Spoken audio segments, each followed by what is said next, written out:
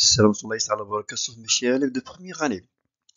Alors, après avoir étudié les milieux naturels, sa diversité, et on a vu pendant ce thème-là qu'il y a des caractéristiques des êtres vivants qui se caractérisent de les êtres qui ne sont pas vivants, c'est-à-dire la respiration, l'alimentation, la reproduction, et on va étudier l'une des caractéristiques pour l'instant.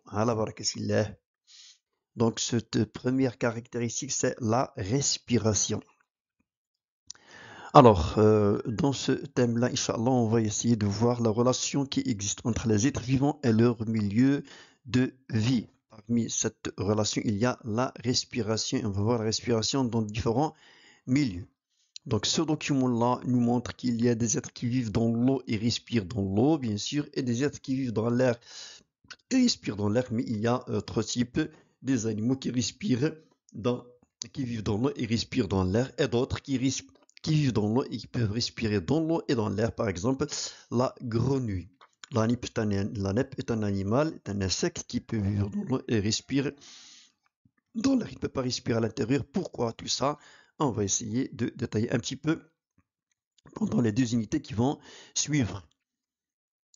Donc voilà les images qui nous représentent ici. C'est ici, il y a un poisson qui vit dans l'eau, il respire dans l'eau, alors que l'eau, l'homme plutôt, il a ici la bouche qui est ouverte, alors qu'il porte ici une bouteille d'oxygène. Donc pourquoi il ne peut pas respirer alors que le poisson ne porte pas de bouteille d'oxygène, il respire dans l'eau? On va essayer de voir ça ultérieurement, Inch'Allah. Alors, voilà quelques questions qu'on peut poser pendant cette première unité de la respiration. Comment peut-on mettre en évidence les échanges gazeux respirateurs entre les êtres vivants et leur milieu de vie? Deuxième question, comment respirent les êtres vivants dans le milieu aérien et comment ils respirent dans le milieu aquatique? Ça, c'est pour la première partie. Alors, la deuxième partie sera réservée pour savoir les organes qui interviennent dans la respiration. Alors, la respiration dans différents milieux. Dans cette première partie, on va savoir comment mettre en évidence la respiration chez les êtres vivants. Alors, les méthodes de détection des gaz respiratoires. Pour le dioxygène, vous le savez déjà, pendant la première séance de milieu naturel, on utilise l'oxymètre, bien sûr. Pour le dioxyde de carbone, on utilise ce qu'on appelle l'eau de chaud. Donc, comme vous le voyez ici, il y a deux béchers, l'un qui est contient l'eau de chaud qui est claire, alors qu'ici, il est troublé. Comment il est devenu troublé? Premièrement, comment on utilise l'eau de chaud? On obtient l'eau de chaud par le mélange de la chaux avec l'eau. Il nous donne ce qu'on appelle le lait de chaud. Il est comme le lait, la couleur du lait. Et on utilise le papier filtre pour filtrer. Donc, il va nous donner ça, c'est-à-dire l'eau de chaud. Alors, cette eau de chaud, normalement, en présence du gaz de CO2, il devient comme ça. Donc, si par exemple, on souffle un gaz à l'intérieur de l'eau chaude, il devient trouble comme ça, on peut conclure que ce gaz-là contient de dioxyde de carbone. Donc, ce sont deux éléments essentiels pour détecter si les animaux ou bien l'être, ils respirent ou non. Alors, voyons voir la respiration chez les êtres vivants. Voilà. Commençons par les animaux.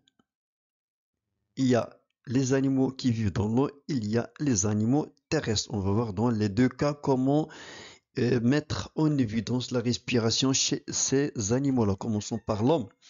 Ici, vous avez un homme qui, normalement, souffle dans deux flacons, un tuyau qui est relié au flacon A et au flacon B. Donc ici, vous avez deux flèches. Celle-là indique que cet homme-là, il va inspirer l'air. Et la deuxième, il va l'expirer. Donc ici, après 10 mouvements respiratoires, comment est l'eau de chaud? Et après 10 mouvements respiratoires, comment est l'eau de chaud dans les deux flacons? Donc ici, vous avez en bas l'eau de chaud. Donc commençons par la première question. On vous demande d'indiquer le trajet pendant l'inspiration en ajoutant le N1 sur la flèche représentant le trajet de l'air inspiré. Et pendant l'expiration, lorsqu'on va souffler l'air, on va indiquer le N de chaque flèche sur chaque flèche représentant le trajet de l'air expiré. Donc voyons voir ici, si vous soufflez, voilà l'air qui va entrer par ce tuyau-là, il va se diriger dans les deux flacons. généralement ici. Surtout ici. Alors, lorsqu'il va inspirer l'air, bien sûr, il ne va pas entrer par ici, mais il va entrer par ce tube-là. Et il va être mélangé avec l'eau de chaud qui se trouve dans le flacon A. Donc voilà, pendant l'inspiration, la flèche rouge vous indique le sens de l'air inspiré. Et pendant l'expiration, on souffle, donc l'air va suivre ce trajet-là, voilà, et il va aboutir dans le flacon B.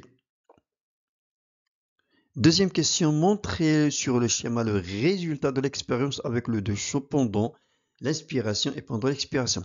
Donc si on fait inspirer l'air, il va entrer par ce tube-là à dégagement dans ce flacon-là. Donc puisque l'air inspiré, il contient une teneur très faible, 0,03% de dioxyde de carbone, il ne va pas être troublé, alors que celui-là, lorsqu'on va souffler à l'intérieur, lorsqu'il entre ici, il va troubler l'eau de chaud. Voilà le résultat de l'eau de chaud après les 10 mouvements.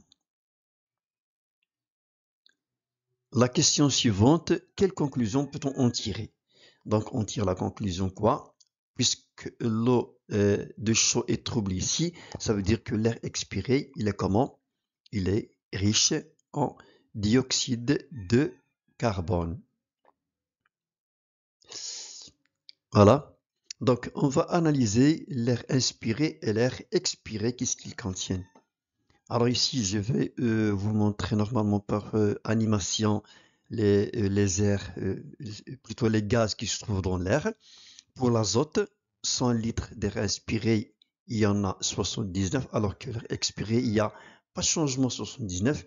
Alors pour le dioxygène, on fait entrer 21 litres pour 100 et on fait sortir seulement 15.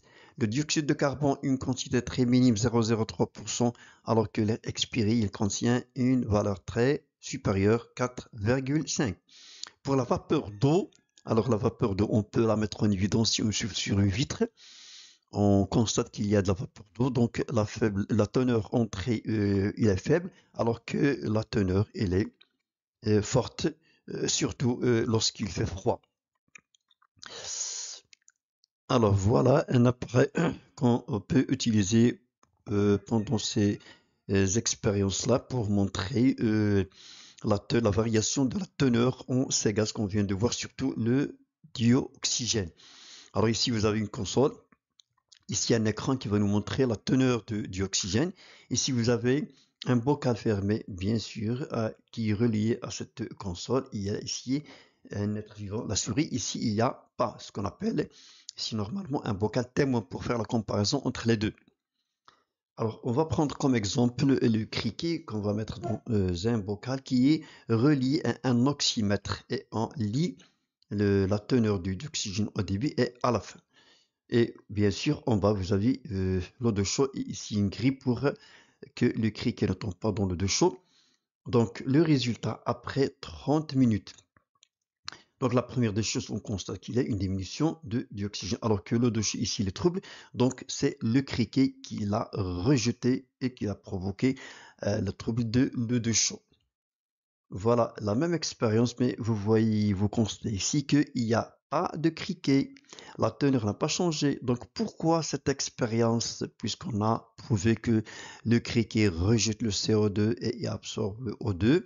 Donc c'est une expérience en SVT qu'on dit une expérience témoin pour faire la comparaison. Pour ne pas dire que c'est le matériel utilisé, c'est lui qui a absorbé le O2 dégagé, le CO2. Donc ici, c'est pas le matériel, c'est l'être vivant qui est à l'intérieur du bocal. Donc c'est une expérience témoin. Alors passons maintenant pour voir la respiration chez les plantes. Alors ici, vous avez à l'intérieur d'une cloche, on met une plante verte et à côté un récipient qui contient l'eau de chaud. Ici, toujours, comme on a dit tout à l'heure, c'est l'expérience témoin. Ce sont des plantes ici aériennes, mais ici le coloré, c'est-à-dire on fait l'obscurité pour empêcher la lumière d'y entrer. Alors, vous voyez ici que le dos chez les troubles, ici il est clair. Donc le dos chaud est trouble. Les plantes vertes rejettent le dioxyde de carbone à l'obscurité. Alors ici, pas de trouble de l'eau de chaud, bien sûr, pas de rejet de dioxyde de carbone. Alors ici, vous avez la lumière, ça représente la lumière, toujours une cloche colorée en noir. Et maintenant, on va mesurer la teneur en dioxygène dans les deux. Alors ici, vous avez, il n'y a pas de plante, et ici, il y a une plante. On constate que le déchet est trouble, ça veut dire que la plante, il a rejeté le CO2 qui a troublé le déchet, alors que la teneur ici, elle a changé. Donc, diminution de O2 et augmentation ou bien dégagement de CO2, ça veut dire que la plante verte respire, mais pas pendant le jour, mais pendant la phase obscure. Ici, il y a une cloche qui est colorée en noir pour empêcher l'entrée de la lumière. Alors ici, pour les plantes ou bien les êtres aquatiques, voyons voir pour les animaux. Comment peut-on mettre en évidence cela? Donc on prend comme exemple la respiration chez le poisson. Ici, un aquarium. Au début de l'expérience, on ajoute une quantité de l'eau de l'aquarium à l'eau de chaud avant de mettre le poisson dans l'aquarium et on mesure la teneur de dioxygène. Ici 7. Mais ainsi, après, à un certain moment, à la fin de l'expérience, on ajoute toujours une quantité de l'eau de l'aquarium à l'eau de chaud après quelques heures et on mesure la teneur de dioxygène. Donc, pour la teneur de dioxygène, il y a une diminution et ici, on voit qu'il y a l'eau de chaud qui s'est troublé. Donc, ça veut dire quoi? Que le poisson, il a rejeté dans le milieu, c'est-à-dire dans l'eau, le dioxygène, le dioxyde de carbone, il a absorbé le dioxygène, c'est-à-dire qu'il respire. Alors, pour les végétaux, on va prendre comme exemple une plante aquatique connue, c'est l'élodée, toujours dans une cloche qui est colorée en noir pour empêcher l'entrée de la lumière.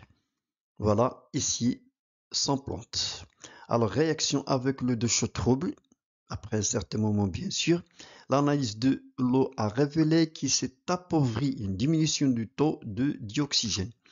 Ici, pas de changement bien sûr, ça veut dire que la plante aussi, la plante aquatique, pendant la phase obscure, il dégage le CO2 et il absorbe le O2.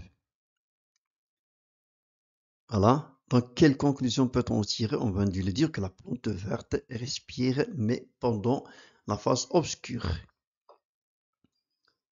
Alors, quel est l'intérêt de l'expérience B? On l'a dit tout à l'heure, c'est-à-dire une expérience témoin pour faire la comparaison entre les deux.